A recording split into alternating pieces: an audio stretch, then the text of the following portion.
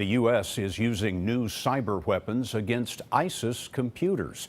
Today, a U.S. Army general said the attacks are highly effective and highly classified. Yesterday, the president said 250 Special Forces troops will be joining 50 already in Syria to coordinate 30,000 local fighters. We asked Holly Williams to bring us up to date on the fight against ISIS in Syria and Iraq. Iraq says it's now fully recaptured the city of Heat, which sits in a key strategic position on an ISIS supply line between Iraq and Syria. It's the latest in a string of Iraqi victories as American military advisors in Iraq are moved closer to the front line with ISIS.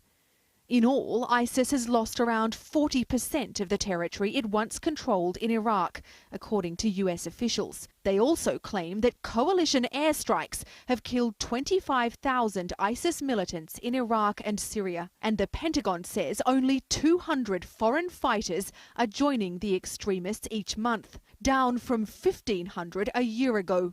But the numbers don't tell the whole story. ISIS still controls the city of Fallujah, and US military advisors are now back in the surrounding province of Anbar, one of the bloodiest battlefields after the American invasion of Iraq. Mosul, Iraq's second biggest city, has been ruled by ISIS since 2014. But according to a US intelligence official, Mosul probably won't be recaptured before next year. Across the border in Syria, regime forces and a Kurdish Arab alliance backed by the US are both closing in on Raqqa, the so-called ISIS capital. But even if ISIS is defeated in Syria, that's unlikely to end the country's bloody, multi-sided civil war. The Syrian ceasefire, agreed 2 months ago, is now in tatters as regime forces pummel the city of Aleppo.